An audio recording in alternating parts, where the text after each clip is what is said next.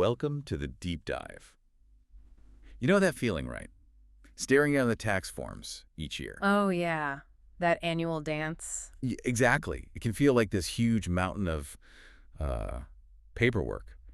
But what if hidden inside all that complexity weren't just obligations, but actual financial opportunities, That's the whole idea. right? And that's what we do here at the deep dive. We take source material, we dig deep, and we pull out those valuable, sometimes really surprising insights. hmm Today, we're really plunging into something that affects so many families' child and dependent care expenses.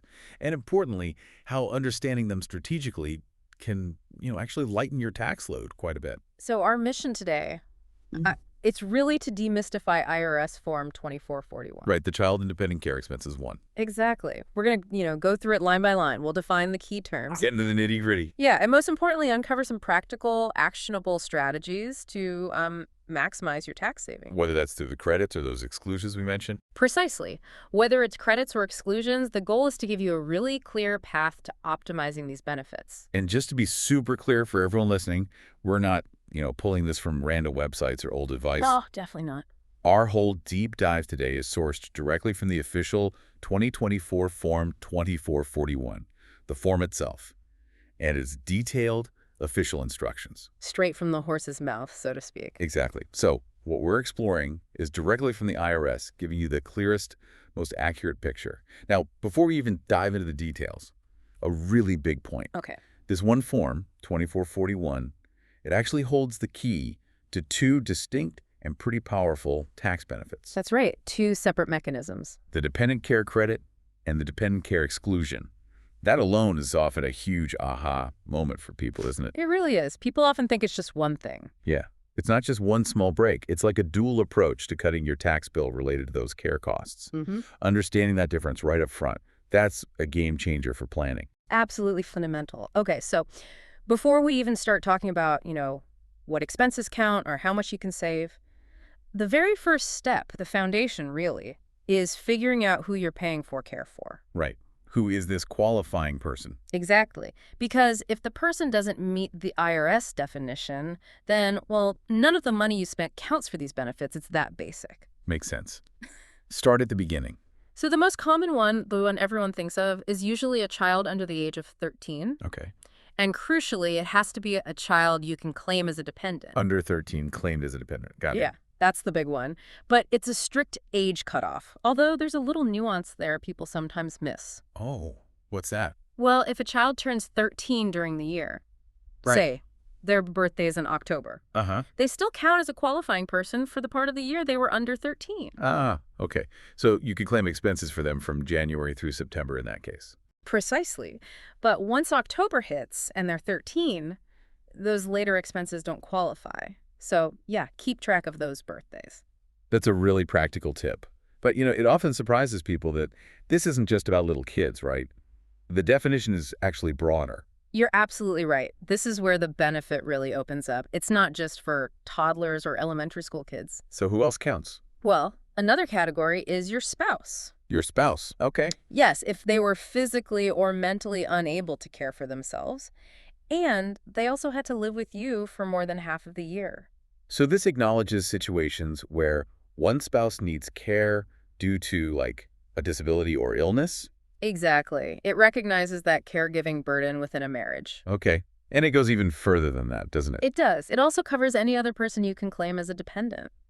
Like an elderly parent living with you, maybe? That's a common example. Or, and this is a key detail, it can also be someone you could claim as a dependent, except for certain specific income rules. What kind of rules? Like maybe their gross income was $5,050 or more in 2024, or they filed a joint tax return. Or maybe you could be claimed as a dependent on someone else's return. Ah, okay. So even if those technicalities prevent claiming them as a dependent generally, they might still count for this specific care benefit. Correct. As long as, just like with the spouse, they lived with you for more than half the year and were physically or mentally unable to care for themselves. Okay, you said physically or mentally unable to care for themselves a few times. That sounds potentially subjective. How does the IRS define that?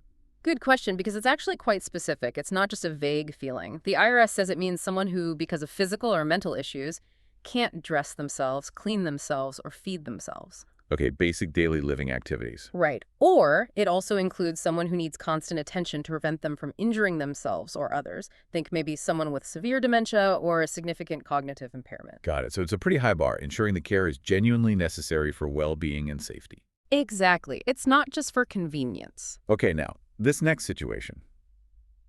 It's super common, and I know it causes a lot of confusion. Divorced or separated parents, or just parents who live apart. Oh, yeah. This trips up so many people. The rules can seem tricky. So how does the IRS handle this? Because custody and who claims the dependent can be complicated. Right. So here's the key thing. Even if you don't claim your child as a dependent on your main tax form, Maybe the divorce decree says the other parent gets to claim the dependency? exactly. Even in that case, the child can still be treated as your qualifying person for the specific benefit, the child care credit or exclusion, if you meet a bunch of strict conditions. Okay, what are they? Lay them out for us. Right. First, the child has to be under 13 or disabled, just like the general rule. Okay. Second, the child must have gotten over half their support during the year from one or both parents who are divorced, legally separated, or just lived apart for the last 6 months of the year. Makes sense. Support from the parents. Third, the child had to be in the custody of one or both parents for more than half the year. Custody. And fourth, this is the clincher.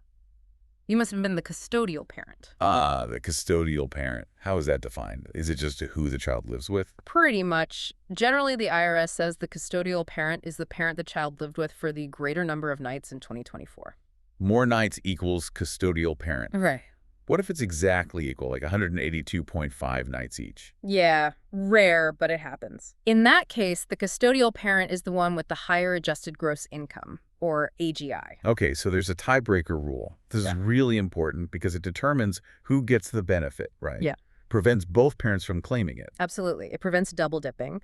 And generally, the non-custodial parent cannot treat the child as a qualifying person for this credit, even if they have the right to claim the child as a dependent under other rules. Wow.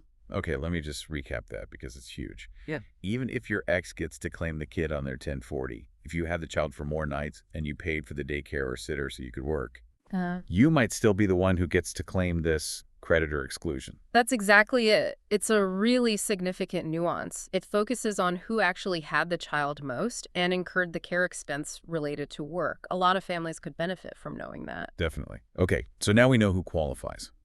Let's switch gears to the expenses. What kind of costs actually count? Because I assume you can't just claim everything. No, definitely not. This is another area where people can make mistakes.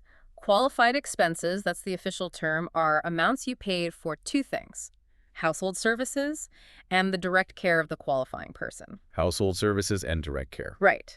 But here's the absolute key, the non-negotiable part. The expenses must have been incurred so that you could work or actively look for work. Ah, the work-related test. So paying a sitter for a date night, that's out. That's out. Or paying for care while you volunteered. Also out. It has to enable employment or job searching.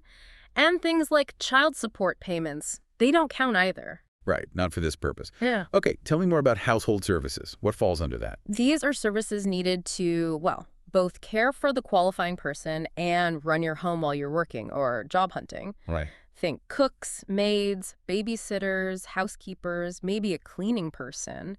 But, and this is important, only if their services were at least partly for the care of the qualifying person. So if the housekeeper also keeps an eye on your toddler while you take a work call.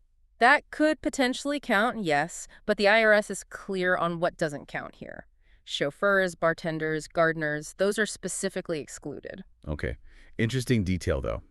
Can you include the taxes you pay for these household employees, like Social Security and Medicare taxes? Yes, you absolutely can include your share of the employment taxes you paid on the wages for these qualifying household services. That can add a little bit extra to your total qualified expenses. Good to know. Okay, what about the care of the qualifying person part? Here, the rule is that the main reason for the expense has to be the person's well-being and protection. That's the primary purpose. So what's not included? Specifically, costs for food, lodging, education, clothing, or entertainment are generally not included unless those costs are minor, incidental to the care, and basically inseparable from the total cost. Like, if the daycare provides a simple snack as part of their fee. Okay, that makes sense. You can't claim your kid's grocery bill. Right.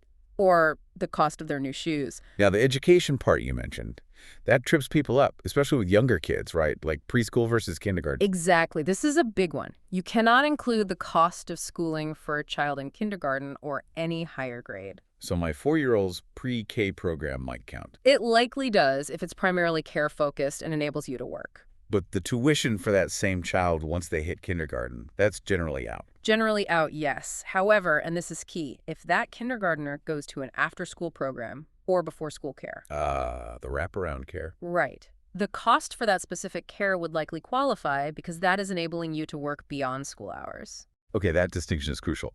What about camps?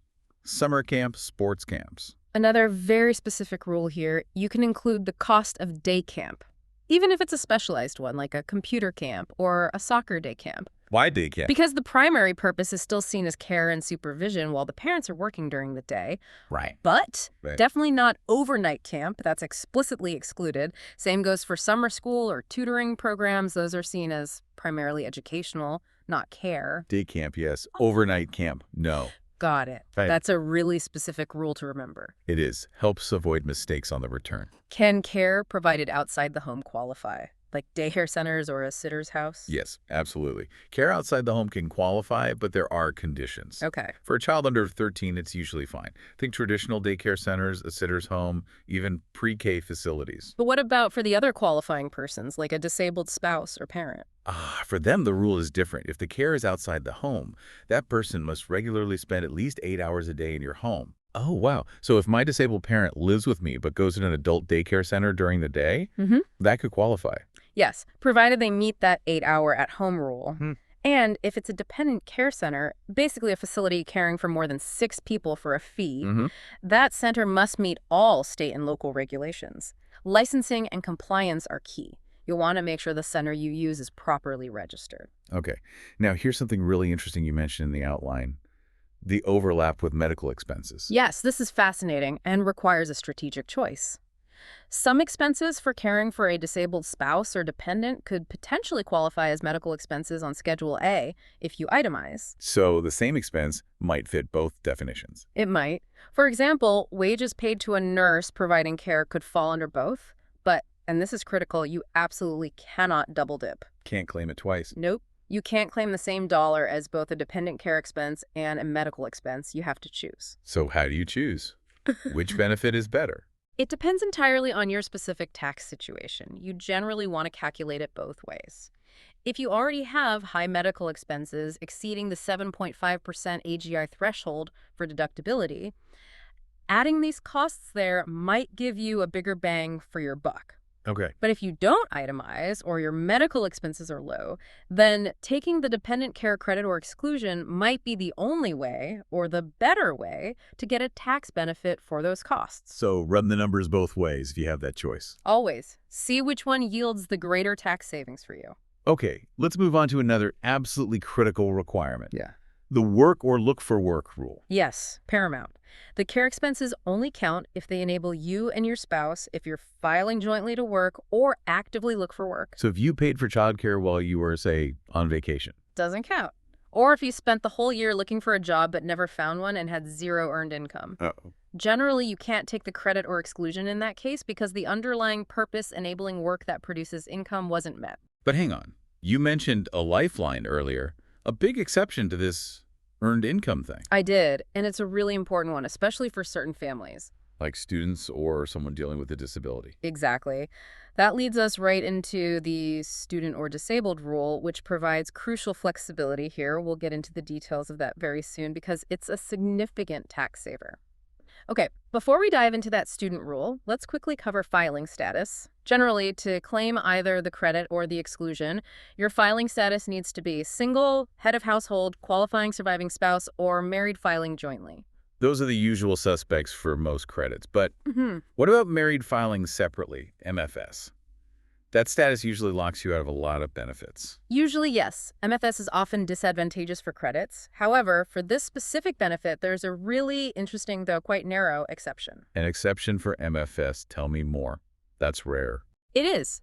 You can actually be treated as unmarried for the purpose of claiming the credit, though maybe not the exclusion, that's less clear, even if you file MFS, if you meet all these very specific conditions. Okay, what are conditions? Let's hear them. 1. You must have lived apart from your spouse for the entire last 6 months of 2024. Not just separate rooms, like actually lived apart. Okay, lived apart July through December. 2. Your home must have been the qualifying person's main home for more than half of 2024. So the child or disabled dependent lived primarily with you. And 3. You must have paid more than half the cost of keeping up that home for 2024. Rent, mortgage, utilities, food repairs, etc. Wow. Okay. Lived apart last 6 months, qualifying person lived with you more than half the year, and you paid more than half the upkeep. That's specific. Very specific. If you meet all 3, you can potentially claim the credit even when filing MFS. Otherwise, the credit is usually off limits for MFS filers. But maybe the exclusion could still apply. The exclusion rules for MFS are a bit complex, but yes, it's possible you could still exclude benefits even if you can't get the credit under MFS. But if you meet those 3 tests for being unmarried for the credit, make sure you check the little box on line A of Form 2441. It tells the IRS you're using that special rule. Good tip. Okay, now let's talk about the provider of the care. Right. This isn't just about paying someone. The IRS wants details, right? Oh, absolutely. They are very particular here, mainly to prevent fraud and ensure the money went to legitimate care providers. So what information do you absolutely need to provide? For every single person or organization that provided care, you have to give the IRS their name, full address, and their taxpayer identifying number. Identifying number, like a social security number? Right. For an individual provider, like a nanny or a home-based sitter, you need their social security number, SSN. For a business or organization, like a daycare center, you need their employer identification number, EIN. What if it's like a church daycare that's tax exempt? Good question. If the provider is a tax-exempt organization, you just write tax-exempt in the space for the ID number. And what if the provider is, say, outside the U.S.? If they're a foreign care provider living abroad who doesn't have a U.S. taxpayer ID, you can write LAFCP. That stands for Living Abroad Foreign Care Provider. Okay, name, address, ID number, SSN, EIN, tax exempt, or LAFCP. What if the provider doesn't want to give you their SSN? Happens sometimes with individuals? That's where due diligence comes in. The IRS says you must show you made a serious effort to get this information. Due diligence. What does that mean in practice? Just asking once? No, it means more than that. It means you should try to get them to fill out Form W-10, which is specifically for this purpose. Or keep copies of other documents showing their info, like maybe their social security card if they'll show it, or other official paperwork. So, document your attempts. Exactly. And if, after really trying, you still can't get the number, you must still report their name and address on Form 2441, and then attach a statement to your tax return explaining what steps you took to try and get the ID number and why you couldn't. And if you don't do that, if you just leave it blank, Your credit, and possibly the exclusion too, could be disallowed entirely. They are serious about this provider information. It's crucial for compliance. okay, definitely get that provider info. Now, are there people you can't pay for care for tax purposes? Like, can I pay my spouse? Absolutely not. You cannot claim a credit for amounts paid to your spouse. Okay, that makes sense. What about the child's other parent? Also, no, you can't claim payments made to the parent of your qualifying child. So my kid's grandma, if she's the other parent's mother, providing care, payments to her wouldn't qualify. Correct. Payments to the child's parent or your spouse are out. Also, you can't claim payments made to someone whom you can claim as a dependent. Ah, okay. Prevents shifting money around within the tax household just to get the credit. Exactly. It's about paying for external care that enables work. What about paying your own older child to watch a younger sibling? That's common. Very specific rule here. If your own child, including stepchild or foster child, provided the care, 2 conditions must be met. Okay. 1, that child must have been age 19 or older by the end of 2024. Age 19 or older. And 2, that child cannot be your dependent. Wow. So my 17-year-old watching their little brother, no credit for payments to them, but my 20-year-old college kid, who isn't my dependent, watching their sibling while home for the summer. Payments to the 20-year-old could potentially qualify, yes. That age 19 and non-dependent status is key. It often surprises people. Yeah, I can see that. Okay, another distinction on the form. Household employees versus daycare centers. Why does that matter? It matters because it affects whether you might owe employment taxes like Social Security and Medicare taxes for the person you paid. Ah, the nanny tax. Essentially, yes. If you hire someone like a nanny, where you control how they do their work, set their hours, provide supplies, direct their tasks, they are likely your household employee. Okay. In that case, you probably need to file Schedule H with your Form 1040 to pay those household employment taxes. You'd check the Yes box on line 1D of Form 2441. And daycare centers. Daycare centers or similar facilities are generally considered independent businesses, not your employees. So for them, you'd check No on line 1D, and you wouldn't owe employment taxes for them. Got it. Big difference in your own tax obligations there. Huge difference. What if my employer provides the care, like an on-site daycare? If your employer directly runs the facility, you'd list your employer's name on Form 2441, and then in the address ID column, you just write CW2. Because the benefit value is already on the W-2. Usually in box 10, yes. But if your employer pays a third party for the care, maybe they reimburse you for an outside daycare or you use an FSA, then you must provide the full information for that third party provider, the daycare center, the sitter, etc., on Form 21441, name, address, ID number. Okay, report who actually provided the service. Makes sense. Now, the amount paid column, how does timing work?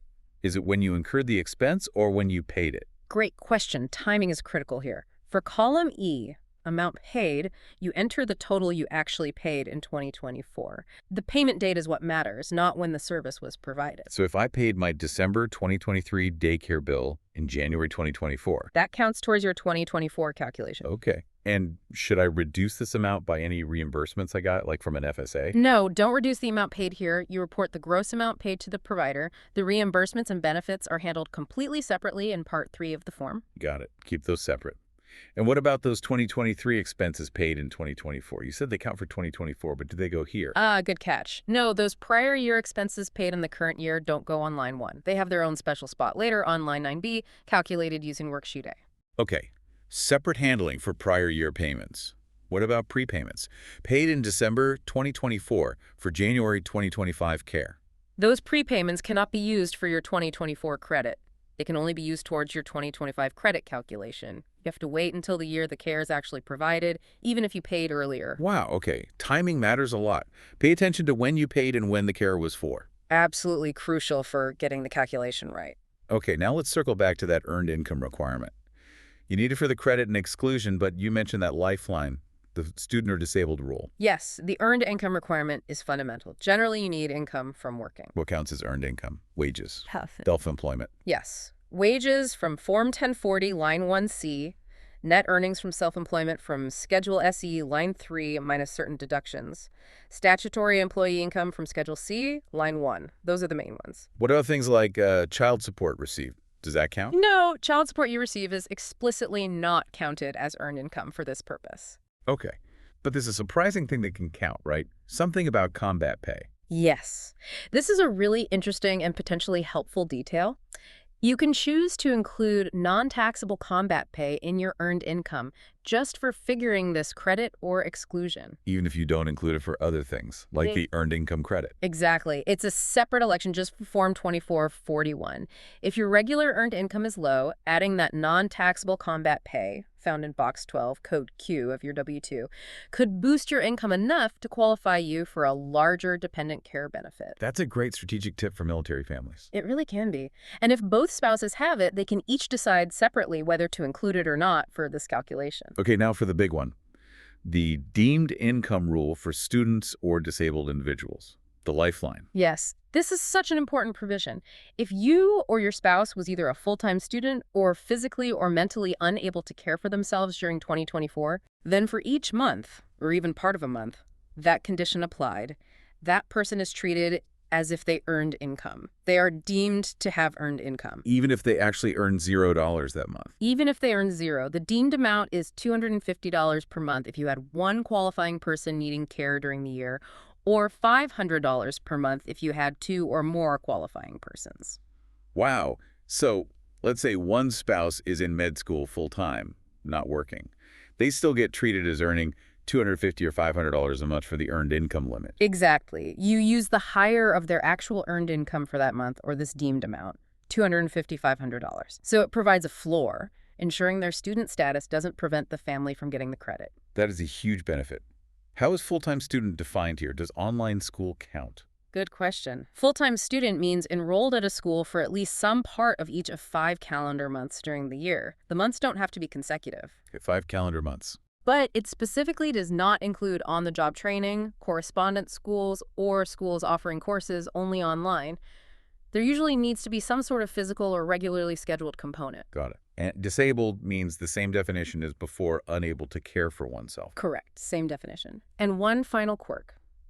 If both spouses were students or disabled in the same month, Yep. only one of them can be treated as having the deemed earned income for that specific month. You can't double up the deemed income in a single month. Okay. But still, a major help for many families.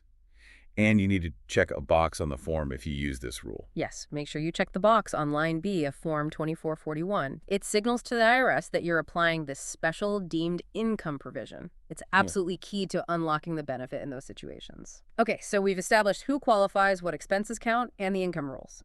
Now let's get into the actual calculation on Form 2441, which has two main paths, the exclusion and the credit. Right. Part 3 and Part 2, which one comes first? Part 3 comes first, and this is critical. If you received any dependent care benefits from your employer, that's the key trigger, you must complete Part 3 before you even touch Part 2 to figure the credit. Why the specific order? Because the exclusion potentially reduces the amount of expenses available for the credit. You have to figure out how much benefit you excluded from your income first before calculating any leftover credit. It prevents claiming the same expense twice. Okay. Part 3 first, if you got employer benefits. What exactly are those dependent care benefits? They can be several things. It could be money your employer paid directly to you or your daycare provider. It could be the value of care in an employer-run facility. Or, very commonly, it's money you contributed pre-tax to a dependent care flexible spending account, an FSA. Ah, the FSA. Lots of people have those. Exactly. Those pre-tax contributions are a major form of dependent care benefit. You usually see the total amount in Box 10 of your W-2 form. And this is the exclusion, right? Which lowers your taxable income directly. Precisely. This is a very powerful benefit because it reduces your adjusted gross income, AGI. Those dollars are excluded from income before taxes are calculated, which can sometimes even bump you into a lower tax bracket. It's often more valuable than a credit for many people. So how does Part 3 calculate this exclusion? What are the key lines? Okay, you start on line 12 by entering the total benefits you received. For most employees, that's the amount from W-2 Box 10. Just copy the number from Box 10. Usually, but be careful. If Box 10 includes amounts that were over the legal exclusion limit and were therefore already added to your taxable wages in Box 1 of your W-2, don't include that excess amount here again. Okay, don't double count taxable amounts. What's line 13? Carryovers. Yes, this is for a specific FSA rule. Some plans have a grace period allowing you to use leftover money from the previous year, say 2023 funds, in the early part of the current year, 2024. If you used any 2023 carryover funds in 2024, you'd add that amount here. Okay. Helps capture benefits used across year ends. What about line 14? Forfeited or carried forward amounts.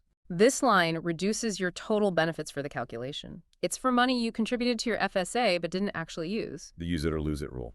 Exactly. If you put $5,000 in your FSA that only had $4,950 in qualified expenses, that unused $50 is either forfeited, lost, or maybe carried forward to 2025 if your plan allows that now. Either way, you enter that $50 on line 14. It subtracts it from your total benefits received for the current year's calculation. Got it.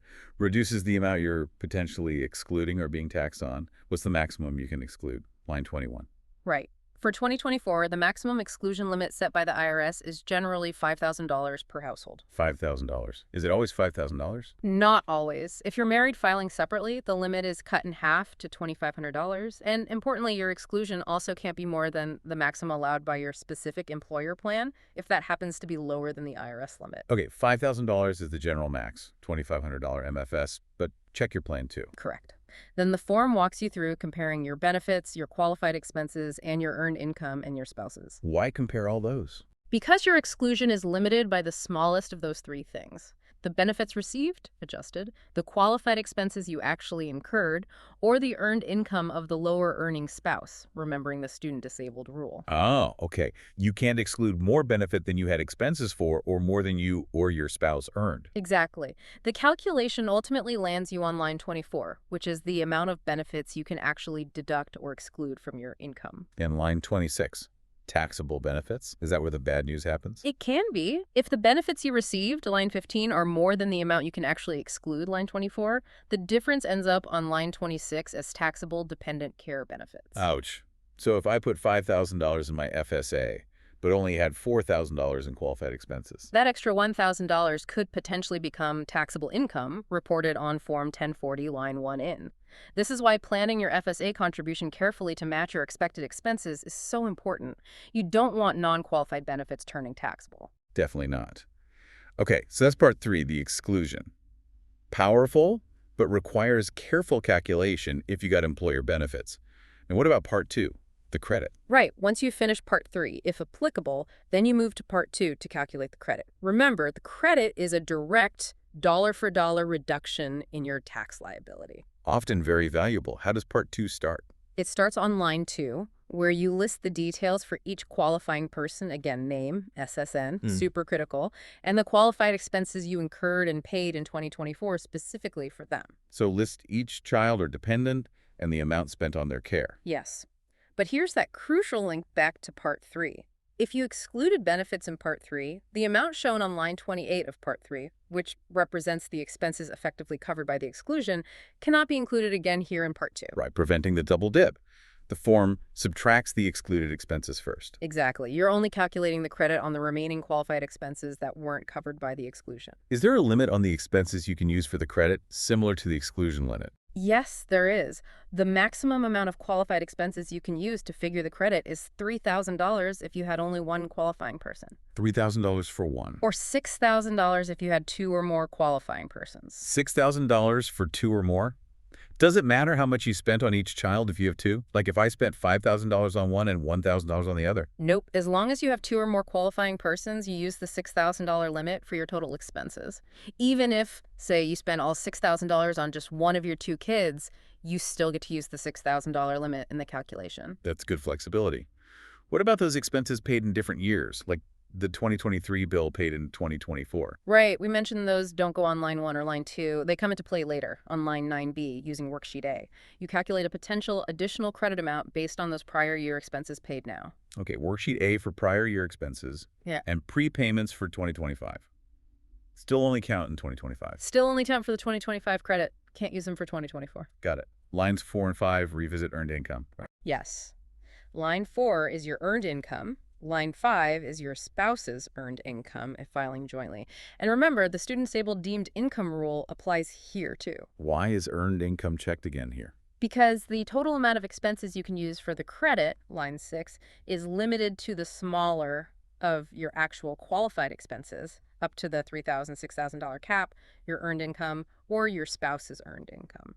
The credit base can't exceed what the lower earning spouse made, unless the deemed income rule kicks in. Precisely. It links the benefit back to income generated from working or job searching or being a student disabled. Okay, then lines 7 and 8 get into the AGI connection. This determines the actual percentage you get as a credit. Exactly. This is where your adjusted gross income, AGI, from Form 1040 comes in. You enter your AGI on line 7, and then line 8 calculates the credit percentage based on that AGI. And it's a sliding scale, right? Lower income gets a higher percentage. Correct. The percentage ranges from a high of 35% down to a low of 20%.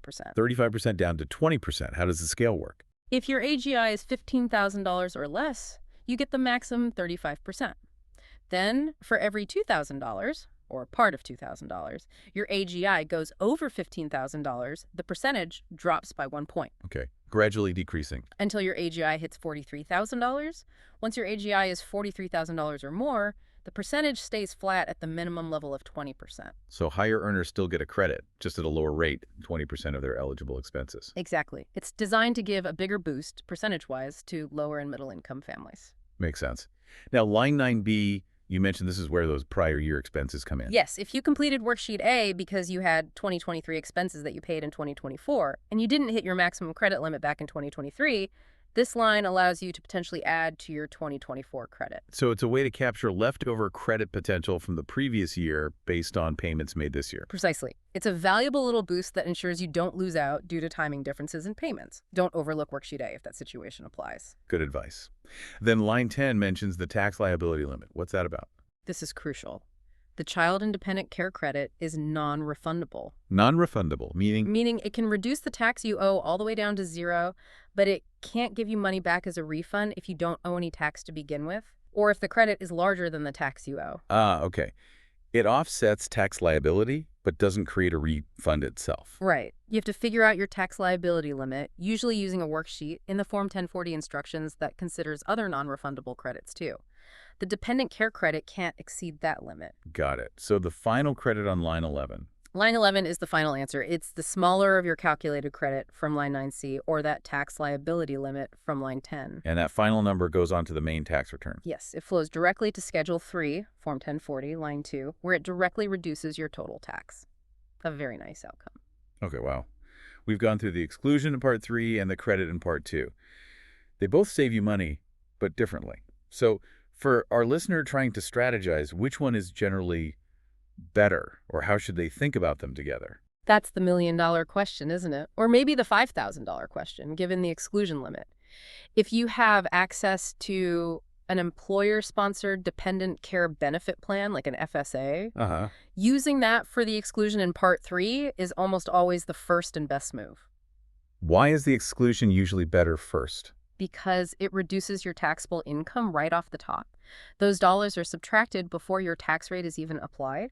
Lowering your AGI can have ripple effects, maybe making you eligible for other deductions or credits, or just lowering your overall marginal tax rate. It's a pre-tax benefit. So it saves you federal income tax, potentially state income tax, and maybe even FICA taxes, depending on the setup. Exactly. The savings can be broader. That's why the form makes you calculate the exclusion first.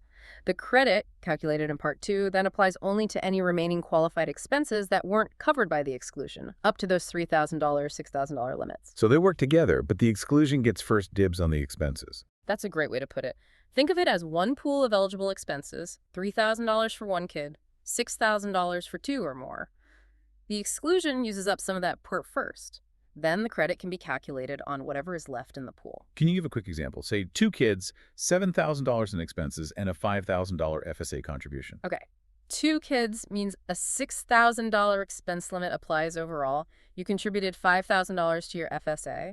Assuming you had enough earned income, you'd likely exclude that full $5,000 in Part 3. Okay, $5,000 excluded from income. Powerful. Very.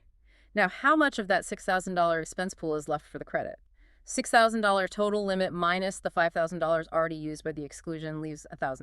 So only $1,000 of expenses can be used for the credit calculation in Part 2. Correct. Even though you spent $7,000 total, only $1,000 is left eligible for the credit calculation after the exclusion. If your AGI gave you a 20% credit rate, that $1,000 in expenses would generate a $200 credit. So the total benefit is the $5,000 exclusion plus the $200 credit. Right.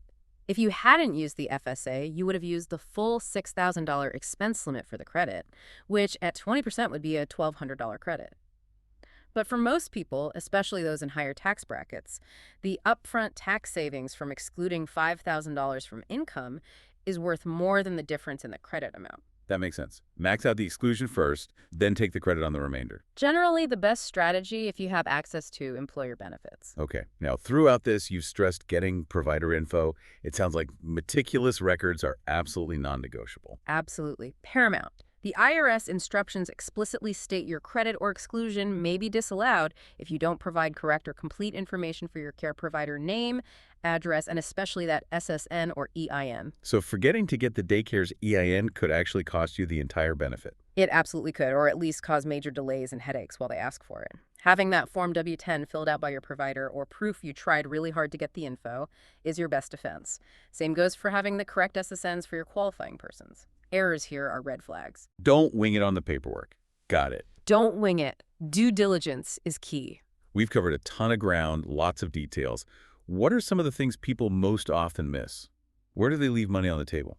Well, that deemed income rule for students or disabled spouses is a huge one. So many families just assume, oh, my partner isn't working, we can't get this. They don't realize that student or disability status can effectively substitute for earned income for this calculation. That's a big missed opportunity, especially for families investing in education or dealing with health issues. Definitely. Another area is just misunderstanding what counts as a qualified expense. People might incorrectly try to claim kindergarten tuition Or they miss out by not claiming day camp costs because they assume all camps are excluded. Right, knowing day camp counts but overnight doesn't. Or before after school care counts, even if K-12 tuition doesn't. Those specifics really matter. They can add up to hundreds or thousands in eligible expenses that people either wrongly claim or wrongly omit. Okay, any others? And that worksheet A for prior year expenses paid this year. People often just look at their current year expenses and completely forget about that bill from last December they paid in January. If they didn't max out their credit last year, that's potentially lost money if they don't use worksheet A this year. So look back at January payments for last year's bills. Absolutely. Check those records. Okay, so for our listeners planning ahead for next year, wanting to be proactive, what's one concrete step they can take now to maximize savings? If their employer offers a dependent care FSA, that flexible spending account we talked about, seriously consider contributing the maximum allowed, which is typically $5,000 per household. Why is the FSA so powerful proactively? Because the money goes in pre-tax, it comes out of your paycheck before federal income tax, state income tax usually, and FICA taxes are calculated. That's immediate, guaranteed tax savings right there, lowering your overall taxable income. It's often the most efficient way to save on taxes for these expenses. So contribute to the FSA up to the $5,000 limit. Right. Estimate your expenses carefully, of course, to avoid Okay. forfeiture. And then any qualified expenses you have above that $5,000 up to the $6,000 limit if you have 2 or more kids can still potentially generate a credit in Part 2. Exactly. It's a powerful 1-2 punch. Max the pre-tax FSA exclusion first, then claim the credit on any remaining eligible expenses. That's proactive tax planning for dependent care. Fantastic advice. That combination seems like the optimal strategy for many. It often is. Leveraging both the exclusion and the credit in the right order is key. Well, this has been incredibly illuminating. We've really dug into Form 2441, mapping out how those child and dependent care costs can lead to real tax savings through both the exclusion and the credit. We hit who qualifies, what counts, earned income, provider info, all the critical pieces. And understanding these nuances, it's not just about filling out a form correctly, right? It's about actively taking control of your financial situation, making sure you get every benefit you deserve for juggling work and family care. In today's world with so much information, applying critical thinking to these rules is where the real value lies. It really is. So as everyone listening thinks about their own tax situation or plans for the future, here's a final thought. Beyond just the dollars saved on your tax return, how does truly understanding and valuing the cost of care and the tax provisions designed to help with it empower your family's broader financial strategy and sense of well-being? What stands out to you about how Form 2441 supports your life choices, and how might this deeper understanding shape your financial decisions moving forward?